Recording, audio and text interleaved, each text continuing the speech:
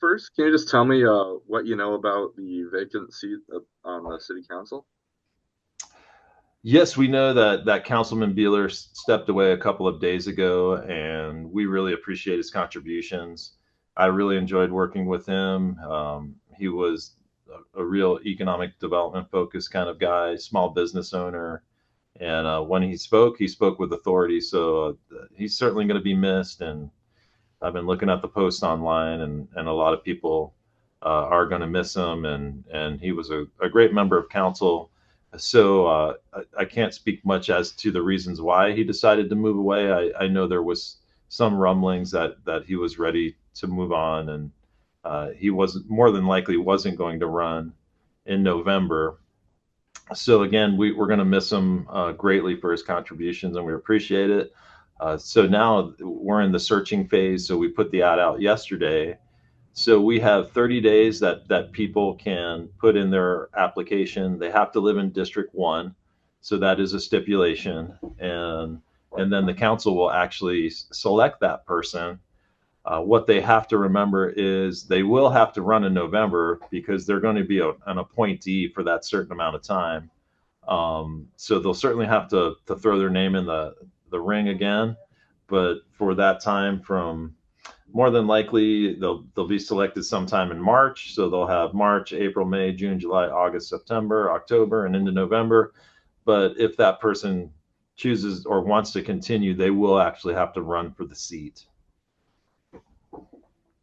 Uh, are you able to say what type of person you're looking for, or is that something that's up Yeah, no, to council absolutely. to I decide? know the type of person that I would like as the city manager is somebody that's really collaborative in nature, that loves the city and has an economic development focus, that likes to work with people regardless of whatever side of the aisle they're on, because you have to remember city government is a nonpartisan position. So you serve all citizens and residents of the city. So you really have to take that approach.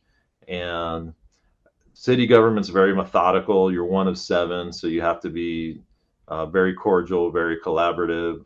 Over my career, I've seen city council people, they get elected and they think they're going to change the world, and then they quickly realize there's six other people that they have to work with, and if they want to push their initiatives, they really have to work with others and make sure they can get four votes. So I think that's the key. The great council people that I've seen over the years are people that are community focused, love working with people, and they get along with the people on the dais. You don't have to, you don't have to have the backbone of a noodle, but and you don't have to have the backbone of steel. You just have to kind of be collaborative in nature. Is there anything else that you'd like to say about the vacant seat on the city council?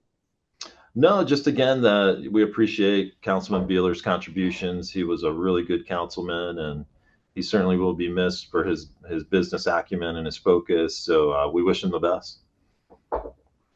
Moving on to the some of the immigration issues and what's coming of it.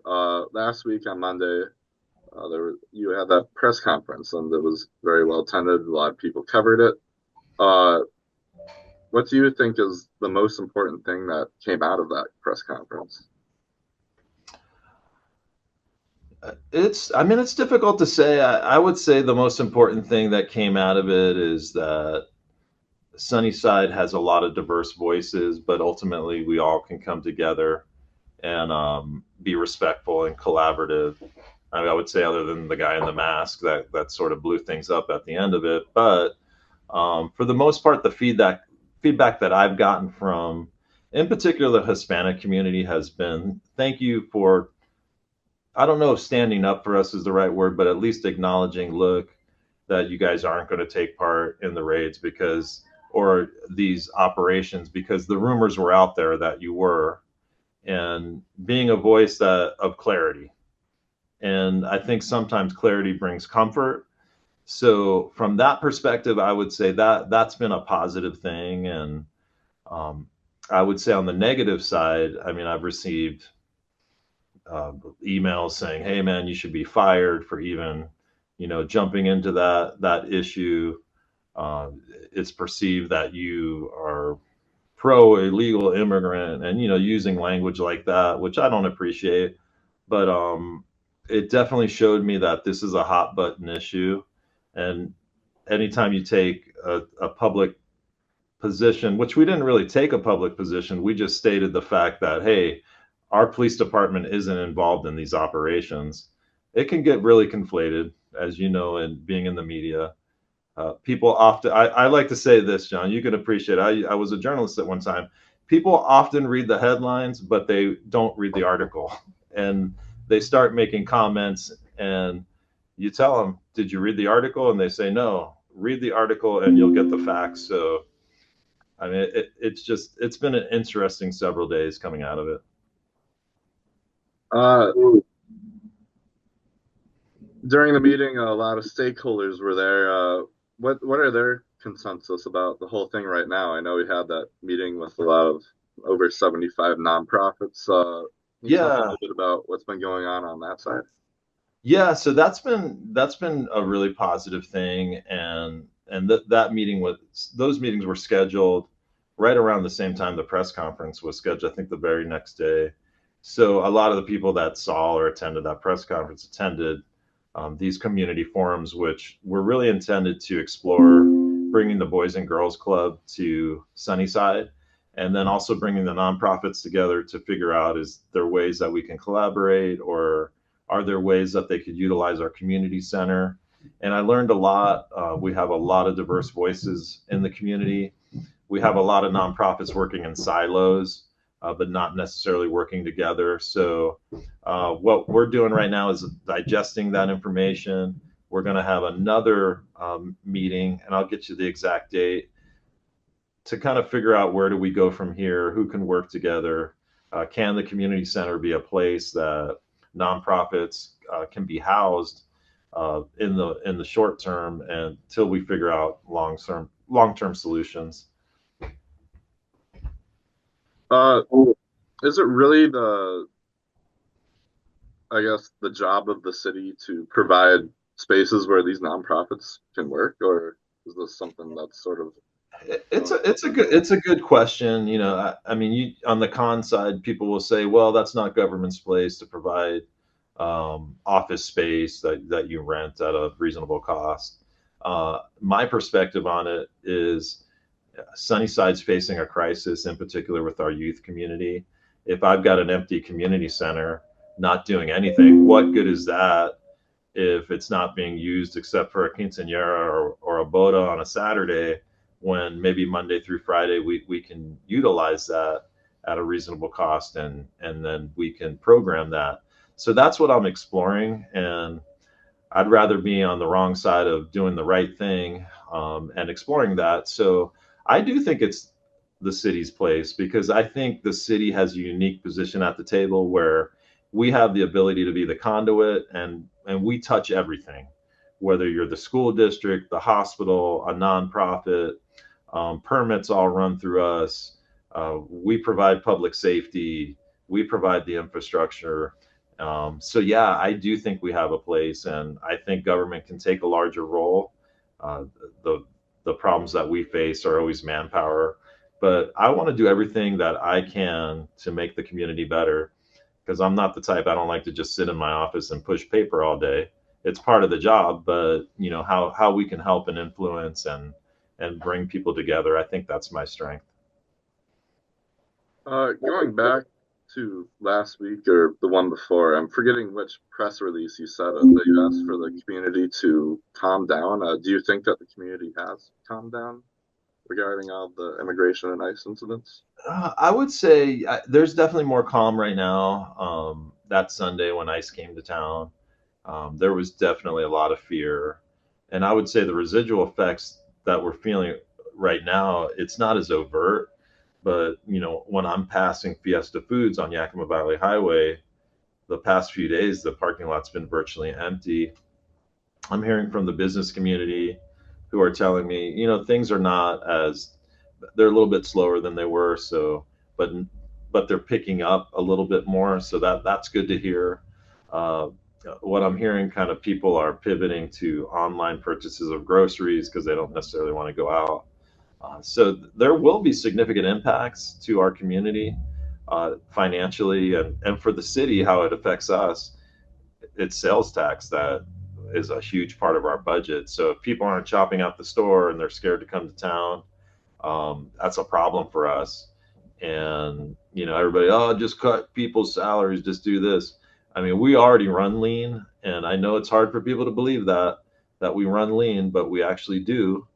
And when you cut out sales tax for a significant amount of time, what it does, it affects services. So instead of getting your permit for your, I don't know, your deck or whatever, your upgrade in your house, instead of taking a month, it's going to take 2 months because we don't have as many people. You do a larger project, your driveway, that might take 6 months. It's just, so those are the residual effects of to the economy that directly impact the city. And then I apologize. I just can't remember exactly what this was about, even though you mentioned it to me in our phone call earlier today. But how are you working with Aya again? Yeah, I wouldn't say we're directly working with AYA, but one of our council people is on AYA, is a member of the AYA group.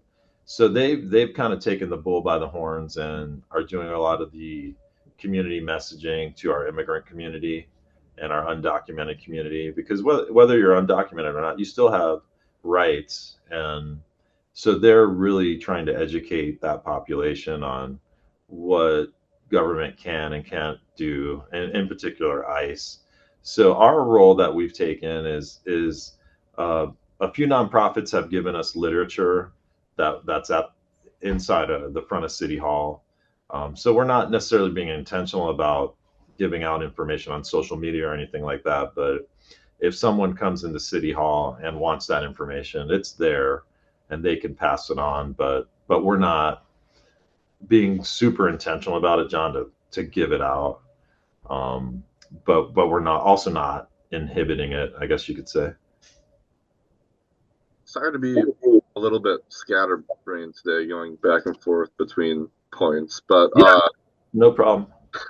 but you mentioned the sales taxes that's being a little bit lower since people aren't coming to the community. Is that the only form of income that's the city's only form of income that's being affected by this, by the executive orders and I, whatnot? I would say, that's the primary place you're going to see it, and I think the trickle effect is people not going to work, or they might be scared. You know,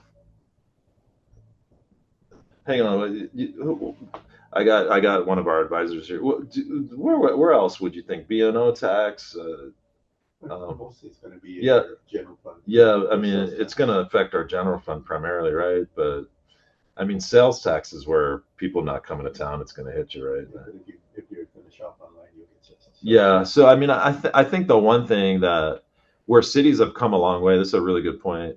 That's why I asked them the question. Is we still get the sales tax from online shopping. So um, and sometimes sometimes those get missed, don't they? Is the one problem that we've had with sales tax is the state's gotten a lot better. Like, let's say you buy something even outside the area and your zip code, they do it by zip code. So we should get that sales tax, but it's not 100%.